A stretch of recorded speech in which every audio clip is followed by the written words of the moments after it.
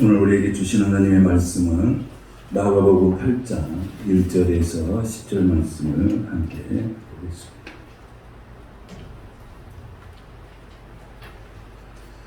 마가복음 8장 1절에서 10절 말씀 함께 한 목소리로 우리 하나님 앞에 하나님께서 주신 말씀 같이 한 목소리로 공독하겠습니다.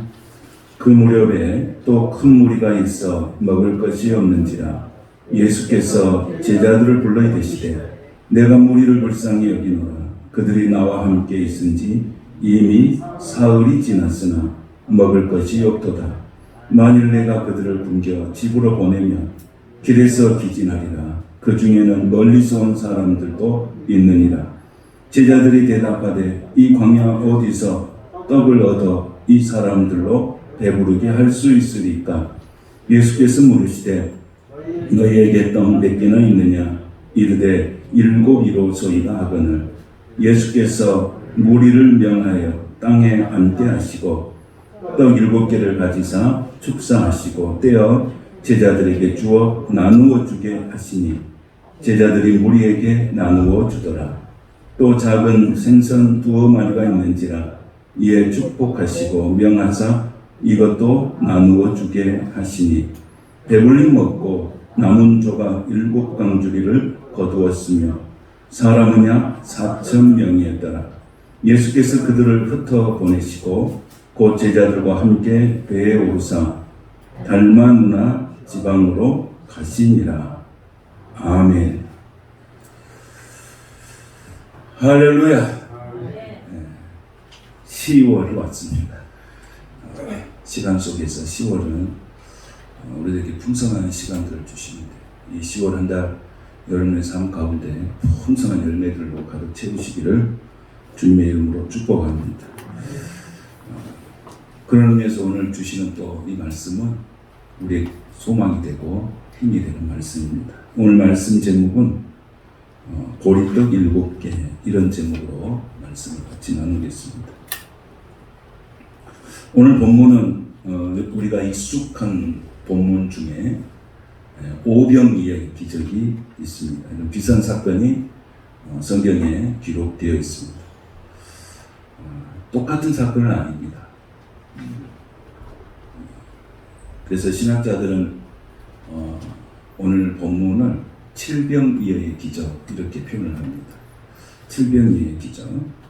그래서 오병이어의 기적이 일어난 사건, 칠병이어와 오병이어의 기적의 사건을 좀 구분하면 오병이어의 기적의 사건은 갈릴리 지역의 베세다 지역에서 일어났습니다.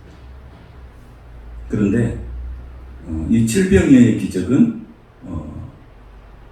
우리가 지난 시간에 우리가 말씀을 묵상해서 본 바대로 갈릴리 지역 동북편이라고 할 수 있는 이방인들이 주로 살고 있는 데가볼리 지역에서 일어난 사건입니다. 그러니까 오병이어의 기적은 대상이 누굽니까? 유대인을 대상으로 했고 그 다음에 칠병이어의 기적은 이방인을 대상으로 일어난 사건입니다. 전혀 틀린 사건입니다. 오병이어의 기적의 경우는 보리떡 몇 개입니까? 5개예요. 5개. 그걸 가지고 주님의 기적을 베푸셨는데 오늘은 떡이 몇 개냐면 7개. 7개를 가지고 기적을 행하셨습니다. 대상 그 숫자도 틀려요. 오병이어의 기적은 몇천 명이 먹었냐면 5천 명이 먹었습니다. 그런데 오늘 칠병이어의 기적은 4천 명이 먹었습니다. 기적이 일어난 다음에 그런 수고하는 과정에 있어서 그 남은 조각, 부스러기를 걷는 그 과정을 결과물을 보면 오병이어의 기적은 몇 강주리가 남았냐면 12강주리가 남았어요.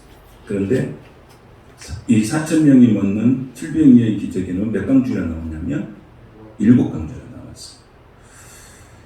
기적 이후에 있었던 그 사람들의 반응도 틀립니다.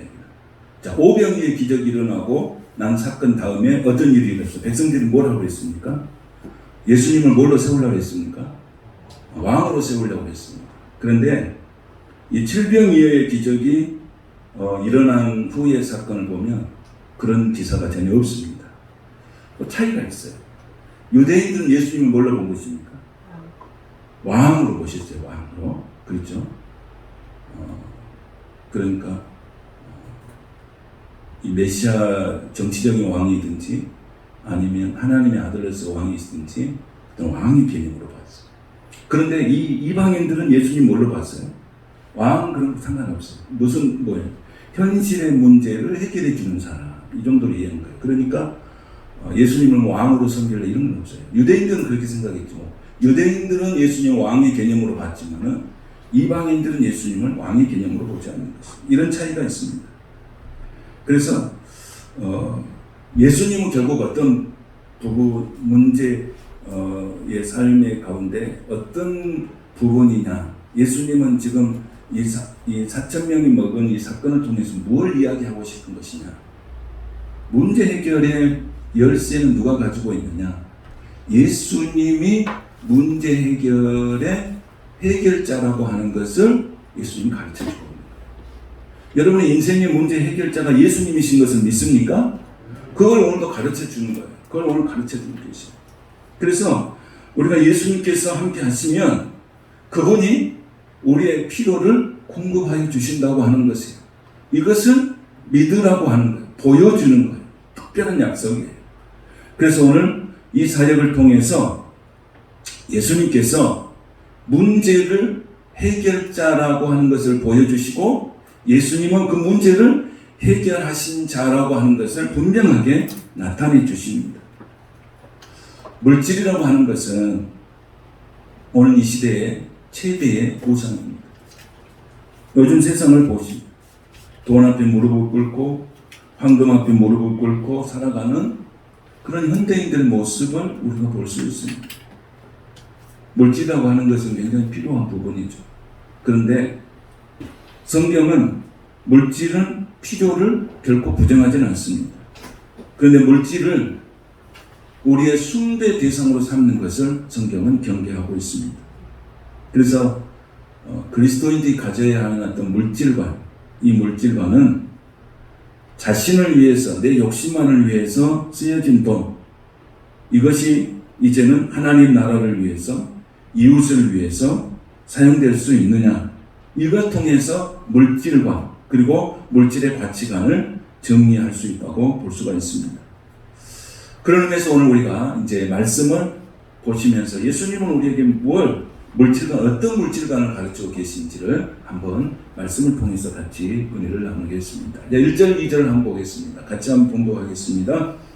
그 무렵에 또 큰 무리가 있어 먹을 것이 없는지라 예수께서 제자들을 불러 이르시되 2절 내가 무리를 불쌍히 여기노라. 그들이 나와 함께 있은지 이미 사흘이 지났으나 먹을 것이 없도다. 아멘. 자, 여기 말씀에 보면 이 1절 말씀에 보면 이렇게 기록되어 있죠. 그 무렵에 큰 무리가 있는데 뭐가 없는가요? 먹을 것이 없는지라고 했어요.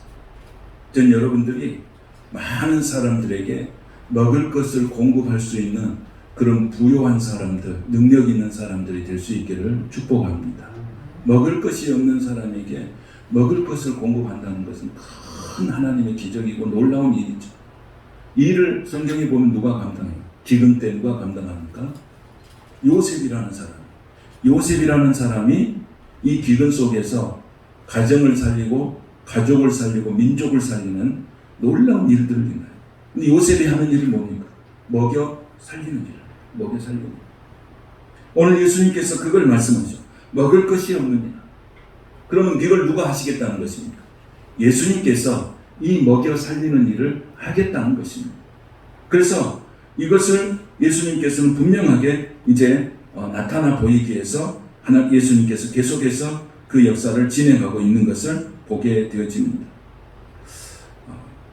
가난한 사람에게 있어서 밥 한 끼는 굉장히 소중합니다. 그래서 배부른 사람에게는 어쩌면은 이런 밥 한 끼에 절실함이 없을 줄 있을지라도 정말 가난한 사람에게는 밥 한 끼가 굉장히 절실한 겁니다. 절실해요. 그래서 가난한 사람에게 빵 한 조각은 절박한 문제죠. 굉장히.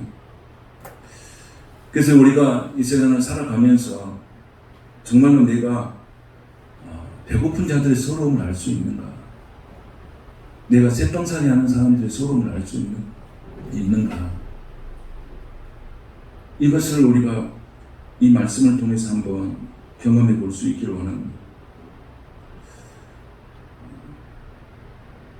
가수 진성이 부른 노래 중에 보릿고개라는 노래가 하나 있어요.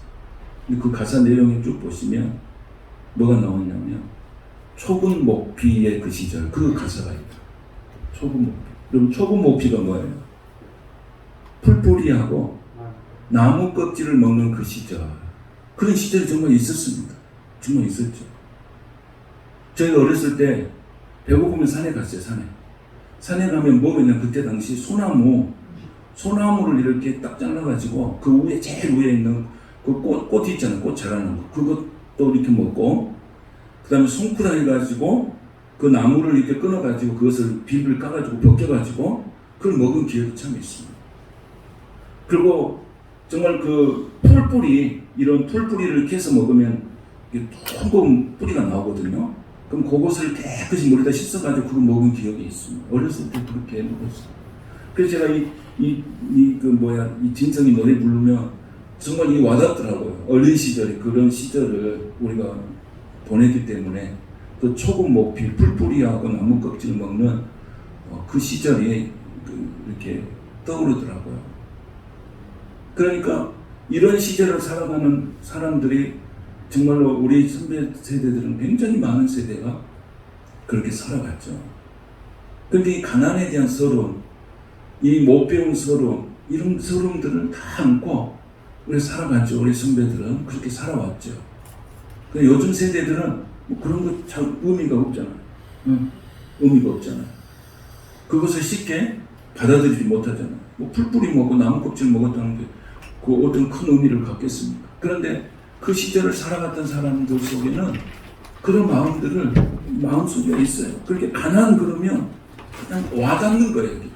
그냥 와닿아. 요즘 세대는 가난 그러면 잘 안 와닿았지만은 정말로 이 60대, 70대 이렇게 살아온 세대들은 가난 그러면 그냥 그것이 가슴 뼛속 깊이 다가온 거예요. 그러니까 이런 말씀, 먹을 것이 없는지라 이런 말씀들이 그냥 피부적으로 그냥 내면 속에 깊이 파고드는 거예요. 그런데 이것을 예수님께서 그걸 보시면서 어떻게 하셨냐면 내가 무리를 불쌍히 여기노라고 했어요. 내가 무리를 불쌍히 여기노.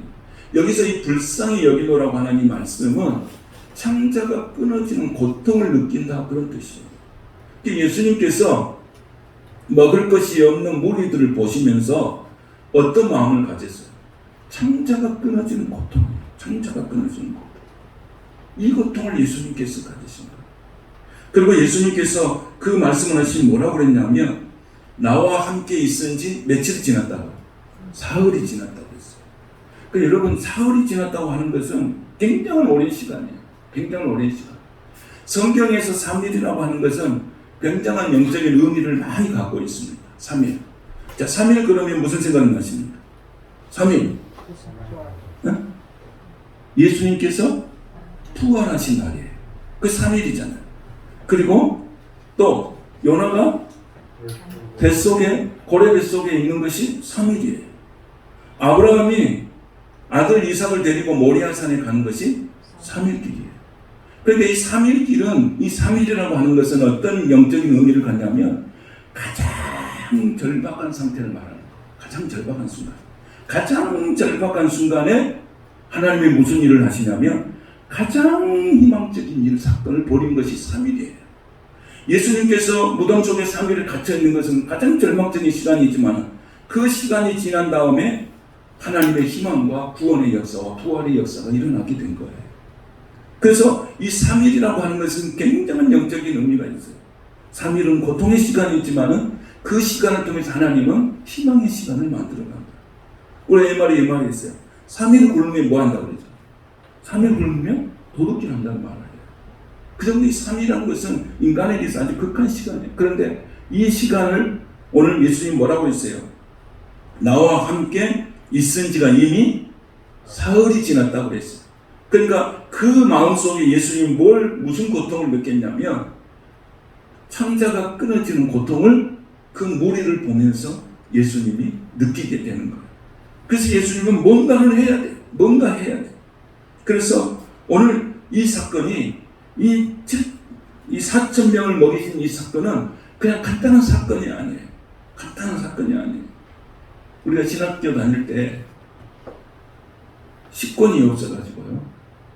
정말 물로 배 채운 신학생들이 참 많았습니다. 뭐 요즘은 그런 신학생들이 없겠지만은 저희가 다닐 때만 해도 식권이 300원씩 이렇게 하는데 그거 없어가지고 그냥 물로 배 채우면서 그냥 학교 다니는 신학생들이 참 많았습니다. 그러니까 그때 학교를 다니고 공부해서 목사가 된 세대들이 지금 이제 60대가 다 됐죠. 60대 시절이죠. 그러니까 그때 그 시절에는 신학교에 그 기도실이 있어요. 그 계단 밑에가 기도실이 있거든요. 그러면 신학생들이 거기에 모여서 얼마나 많은 기도를 해줍니다. 막 절박도 막. 그 요즘은 내가 물어봤어요. 요즘에 최근에 물어봤어요. 요즘도 그 기도실에 그렇게 기도의 불이 떠오르고 있는 기도한 사람 한 명도 없죠. 그래서 예수님께서 또 바울이 말씀하신 건 뭐냐면 고난이 내게 유익이라고 하는 말은 이 배고픔의 고난은 그 시대에 가장 절박하게 하나님을 찾는 순간이에요. 하나님은 그 순간을 통해서 새로운 것을 공급해 주시고 하나님의 성령의 충만함을 통해서 하나님의 일을 시작하게 하시는 거예요. 오늘 3일은 그런 의미가 있어요. 그 3일 동안 이런 고통의 시간 속에서 하나님은 절망의 시간 속에서 하나님은 긍휼함을 베푸신 것을 보게 되어집니다. 오늘 이 말씀 속에 하나님의 거룩함과 그 예수님을 따르는 자들에게 하나님이 주시는 메시지가 있어요. 하나님이 주신 메시지가 뭡니까? 가난함 때문에 결코 너희를 불행하게 두지 않겠다는 것. 가난함 때문에 멸망당하는 일을 내가 결코 허용하지 않겠다고 하는 하나님의 말씀, 예수님의 마음이 들어있는 거예요. 여러분, 오늘 이 말씀을 여러분들이 믿음으로 아멘하며 받아들이시길 축복합니다. 내가 가난함 때문에 예수님은 불행하게 되는 것을 원치 않으세요. 내가 가난함 때문에 멸망당하는 거 예수님이 원치 않으세요. 내가 너의 가난함을 해결해 주겠다. 너의 물질의 문제를 해결해 주겠다. 너의 영혼의 문제를 해결해 주겠다. 믿고 따르고 순종하고 그 말씀 앞에 무릎 꿇는 자 예수님께서 해결해 주시겠다고 약속하신 메시지예요. 예수님은 그 가난함을 무엇으로 만드시는 분이세요? 부요함으로 만드신, 가난함을 부요함으로 만드신 거예요. 목회를 하면 이런 일들을 수없이 경험합니다. 가난함 속에서 부요함을 경험하는 일들을 수도 없이 해야 됩니다. 수도 없이. 목회를 해온 과정 속에서 살아온 과정 속에 보면 하나님의 손길, 그 가난함과 그 속의 절박함 속에서 기도할 때 하나님의 손길이 얼마나 따뜻하게 은혜 속에서 오는지 모릅니다. 그러니까 그 가난함 때문에 절박하게 기도하죠. 정말로 저도 절박하게 기도했습니다. 내가 정말 부유했더라면 그런 절박함의 기도가 나왔을까요? 그런데 가난하고 힘든 시절 속에서 절박하게 하나님 앞에 기도하니까 하나님은 그 가난함을 부요함으로 채워주신 줄로 믿습니다. 그 하나님의 우리가 어떤 상황 속에서 오늘 실패했다 할지라도 절대 절망하면 안 됩니다. 왜? 하나님이 살아계셔서 나와 함께 믿는다면 우리는 내 앞에 있는 현실 앞에서 물론 힘들고 지치고 고단한 일상의 삶 앞에서 무너질 수도 있지만 우리는 다시 일어설 수 있습니다. 그것이 바로 하나님이 나와 함께 하심이요. 내가 그 하나님이 나와 함께 하심을 믿는다면 우리는 다시 일어나게 될 줄로 믿습니다. 우리가 정말로 이 세상 살아가면서 여러분들이 우리가 육신이 부족해서, 육신의 양식이 부족해서 우리가 불행한 것이 아니죠. 뭐가 부족하던가요? 영의 양식이 부족해서, 영의 양식이 부족해서 우리가 부족해서 고통당하는 거예요. 우리가 그리스도인들의 삶의 가장 중요한 핵심은 뭐냐면 돈이나 물질을 통해서 내가 살아가는 것이 아니고 하나님의 주신 양식을 통해서 내가 살아야 된다는 그런 신앙의 믿음의 고백이 우리에게 참으로 필요합니다. 오늘 이 시대에 더 절실하게 생각해요. 여러분, 돈이 많고 물질이 풍성한 사람들이 정말 행복하던가요? 요즘 세상에 보십시오. 10억, 20억, 100억, 1000억은 돈 같지도 안 느껴지는 사람들이 얼마나 많습니까? 근데 그런 사람들이 정말 행복하던가요? 오늘 진정한 행복은 예수 안에 있는 줄로 믿습니다. 그 사람들은 그것이 행복이라고 생각하고 추구했지만 결국 불행하잖아요. 그러나 우리는 가진 것 없고 힘들고 어려운 시절을 지나더라도 예수님이 나와 함께 하심을 믿는다. 우리는 진정 행복한 인생으로 살게 될 것이에요. 그 부족함 때문에 내가 절박하게 하나님 앞에 기도하며 그 가난함 때문에 절박하게 하나님 앞에 기도할 때 하나님은 부요함으로 나를 채워주시는 좋으신 하나님이신 것을 믿습니다. 오늘 그래서 예수님께서는 우리가 예수 믿고 살아가는 것은 주가 천국 가는 부요함만 주신 것이 아니고 이 땅에서 우리로 부요함을 누리게 하신 거예요. 부요함을 누리시죠. 그래서 우리가 천국에 우리가 가야 할 그 천국의 부요함을 이 땅에 살아가면서 우리가 부요함을 누릴 수 있도록 우리 하나님 만들어 주신 거예요. 그러니까 우리는 그 부요함을 누리면서 살아야 되는 거예요. 그래서 예수님께서 이 땅에서 하늘의 뜻이 이 땅에 이루어지기를 기도합니다. 하늘의 뜻이 이 땅에 이루어지기를. 그래서 오늘 3절을 말씀해 보면 이렇게 나와 있어요. 자, 3절을 한번 볼까요? 시작. 만일 내가 그들을 굶겨 집으로 보내면 길에서 기진하리라. 그 중에 멀리서 온 사람들도 있느니라. 4절. 제자들이 대답하되 이 광야 어디서 떡을 얻어 이 사람들로 배부르게 할 수 있으리까. 아멘. 3절에 보니까 뭘 했어요? 굶겨 집으로 보내면. 여기에 누구의 마음이 들어있습니까? 누구의 마음이 들어있습니까? 하나님의 아들로서의 권해가 들어있어요. 어떻게 보면 그 백성들은 누구를 보면서 찾아온 거예요? 예수님 보고 찾아왔잖아요. 근데 내가 그들을 굶겨서 집으로 보낸다. 이것은 하나님의 아들로서의 정말 절박한 권해가 들어가 있어요. 성경에 보면 아브라함이 남네를 대접했어요. 근데 그 대접하고 보니까 그 누구 했어요? 누구 했습니까? 천사예요, 천사. 천사를 대접했어요. 오늘 예수님이 이 사람들을 그냥 보낼 수가 없는 거예요. 그냥 보낼 수가 없어요. 그래서 우리가 성경에 보면 손 대접하기를 힘쓰라고 했어요. 손 대접하기를 힘쓰라. 그건 내가 대접을 받고자 하는 자로 남을 대접하라고 했어요. 오늘 예수님은 이 고뇌의 찬 하나님의 아들로서의 고뇌가 비어있는 이 고백을 합니다. 내가 굶겨 집으로 보내면 이들이 가다가 어떻게 되는 거예요? 기진하리라. 어떻게 될지 모르는 거예요. 사흘 동안 지내면서 배고픈 이 백성들을 그냥 집으로 보낼 수가 없는 거예요. 그런데 제자들이 하는 말이 과감해요. 4절 보니까 제자들에게 물어본 거예요. 어떻게 하면 좋겠냐? 물어보니까 제자들이 뭐라고 대답합니까? 이 광야 어디서 떡을 얻어서 이 사람들을 배부르게 할 수 있으니까. 제자들은 어떻게 해요? 제자들은 이미 뭘 경험한 사람이에요. 제자들은 베세다 광야에서 오병이어의 기적을 통해서 5,000명이 먹은 경험을 한 거예요. 그런데 지금의 이 현실 앞에 보니까 뭐예요? 다 잊어버렸어요. 여러분, 오늘 우리가 신앙생활을 하면서 이런 일들이 얼마나 많은지 몰라요.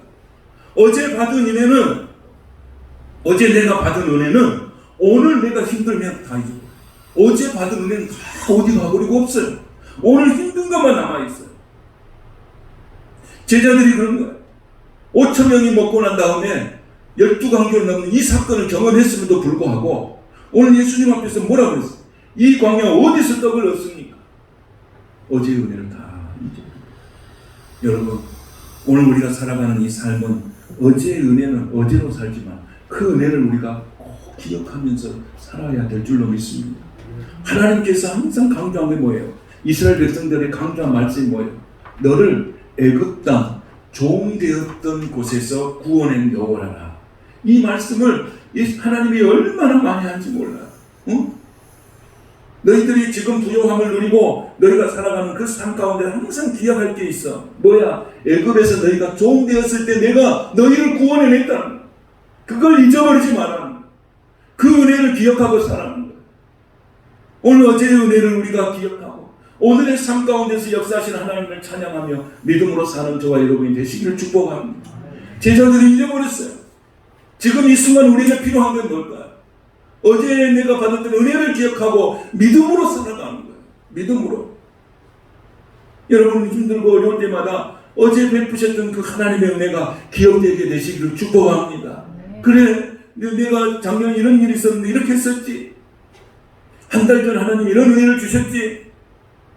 6개월 전에 하나님이 이런 은혜를 주셨지. 자꾸 상황과 어려운 상황 속에서는 그게 기억나야 돼. 근데 뭐라고요? 고난의 현장에 딱 부닥치면 그 모든 것이 아무도 생각이 안 나고 뭐만 생각나요? 힘든 것만 생각나는 거예요. 여러분 은혜가 내가 받은 은혜가 기억되시기를 축복합니다. 생각나게 되시기를 축복합니다. 그러면 이게 힘이 있어요. 어제도 내가 힘들었지만 나를 도우신 하나님, 내가 그때 하나님께서 이기게 하셔주셨지. 오늘도 내가 힘든 일을 만났다. 그러나 어제 내게 베푸신 그 하나님의 은혜가 오늘도 내게 임할 것이며 나는 오늘도 승리할 것이다. 이 믿음 가지면 우리는 승리하게 될 줄로 믿습니다. 제자들은 이 광야에서 어떻게 해결하겠습니까? 아무것도 대안이 없어요. 그래서 여러분, 육신의 양식이 없어서 불행한 것이 아니고 믿음이 없어서 고통스러운 거예요. 믿음이 없어서. 어제 베푸신 은혜를 다 잊어버리고 살기 때문에 그렇습니다. 물론 광야는 돈이 있어도 돈도 없지만 돈이 있어도 또 여러 가지 그 빵을 구입할 수 있는 환경도 아니잖아요. 광야는 뭡니까? 사방이 막혀 있는 것이 광야예요. 그러면 우리가 생각할 것이 뭐예요? 사방이 막혀 있을 때 누구를 생각해야 됩니까? 광야에서는 하나님 외에는 기억할 분이 없어요. 아무것도 기댈 것이 없어요. 기댈 것이 없잖아요. 뭘 기댑니까? 광야에서 빵을 사러 갈 겁니까? 뭘 할 겁니까? 돈이 있어도 할 수 있는 게 아무것도 없어요. 거기는 오직 우리 하나님만 바라봅니다. 그러면 거기서 뭐가 나와야 돼요? 내가 가지고 있는 믿음이 나와야 돼요. 믿음. 오늘 이 시대가 광야같은 인생이에요. 오늘 이 시대에 정말 필요한 건 뭡니까? 정말 필요한 건 뭐예요? 생각하십니까? 여러분, 지금 이 시대에 가장 필요한 것은 믿음인 줄로 믿습니다. 사방이 막혀 있어도 믿음이 있으면 일어서는 거예요. 다시 일어서는 거예요. 하나님이 함께 하신다면 믿는다면 우리 다시 일어설 것입니다. 승리할 것입니다. 홍해도 건너게 될 것입니다. 닫힌 문도 열리게 될 것입니다.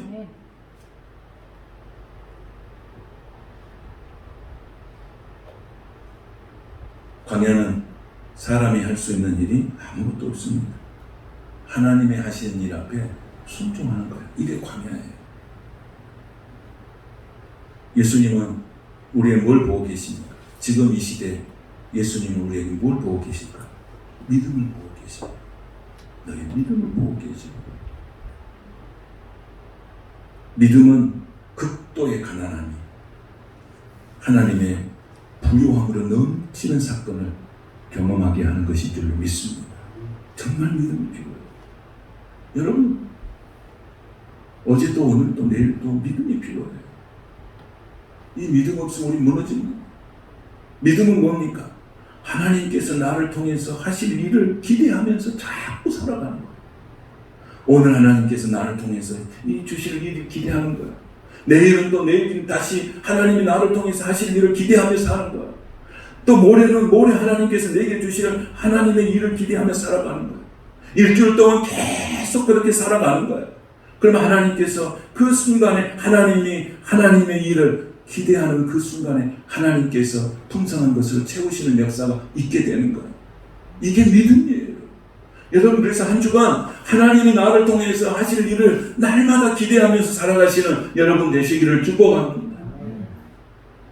저는 요즘에 그런 마음을 하나님 더 주셨어요.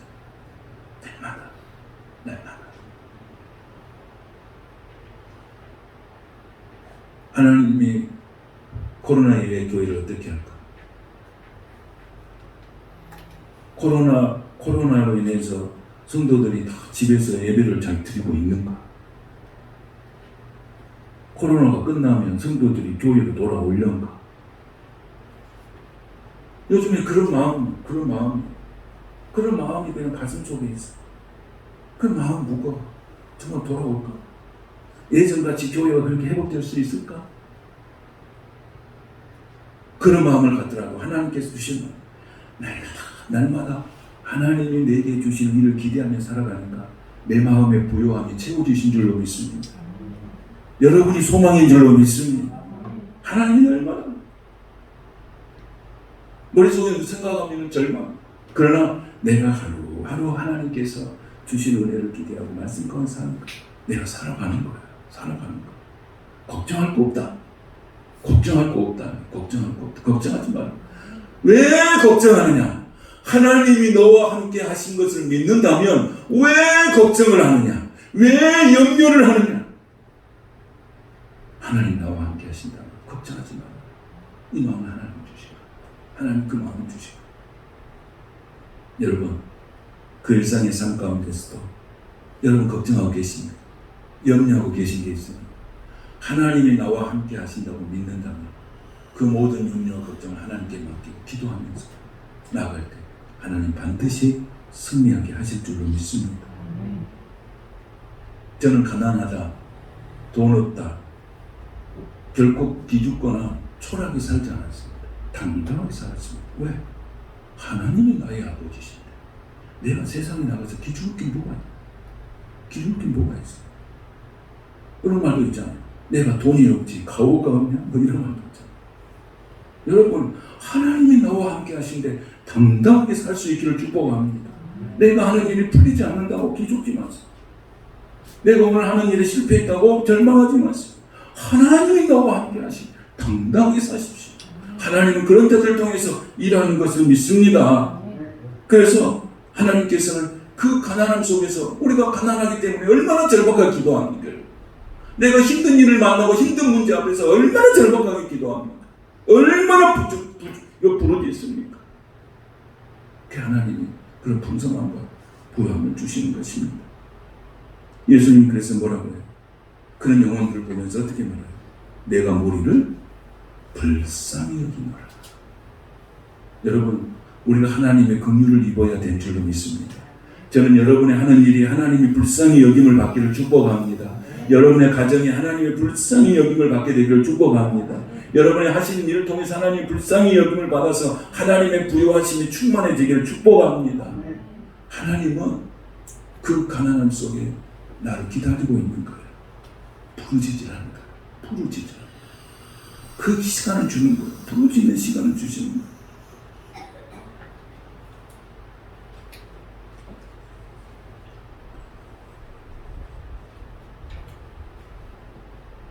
6절 말씀을 한번 보겠습니다. 6절, 7절 같이 보겠습니다. 시작.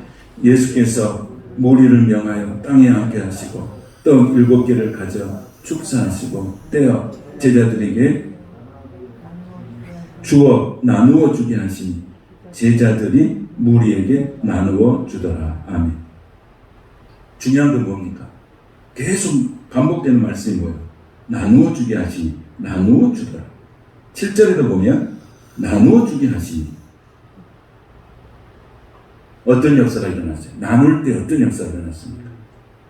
7개를 가지고 나눴더니 7광주를 거두고 4,000명이 먹었어요. 나눌 때 기적이 일어나는 것을 믿습니다. 여러분 성경에 보면 사도행전 10장의 4절에 보면 고넬료라고 하는 사람이 등장해요. 근데 그 고넬료라는 사람이 등장하는데 그 고넬료를 하나님이 기억하셨다고 했어요. 뭘 기억한 거예요? 그 사람이 가지는 기도와 구제를 하나님께 상달되어서 기억하셨다고 했어요. 여러분, 나누는 것은 기억하시는 하나님이신 줄로 믿습니다. 기억하셔요. 기억하시고 복을 주시는데 이 고넬료의 신앙을 보면 뭐냐면 뭐가 균형이 잡혀 있어요. 기도하고 구제가 하나님 앞에 상달되어서 기억하신 바가 되었다 했어요.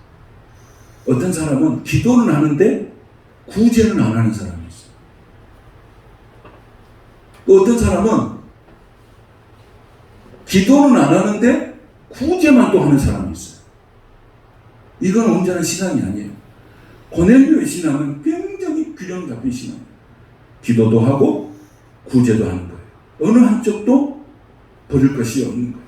여러분, 기도하고 구제하지 않는 거 반쪽 신앙이에요. 하나님 앞에서는 반드시 뭐가 있어야 돼요? 기도가 있어야 돼요. 그 기도를 통해서 구제가 있어야 돼요. 여러분, 이렇게 균형 잡힌 신앙이 되시기를 축복합니다. 우리가 신앙의 균형도 뭐예요? 기도하면 반드시 뭐가 있어야 돼요? 말씀이 있어야 돼요. 근데 어떤 사람은 기도만 하고 말씀이 없어요. 어떤 사람은 기도는 안 하고 말씀만 있어요. 기도와 말씀이 있을 때 우리의 신앙이 균형 잡힌 신앙이 되는 거예요. 어디도 치우치지 않는 거예요.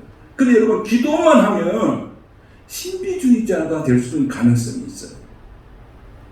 또 말씀만 있으면 이성주의자가 될 수가 있거든요.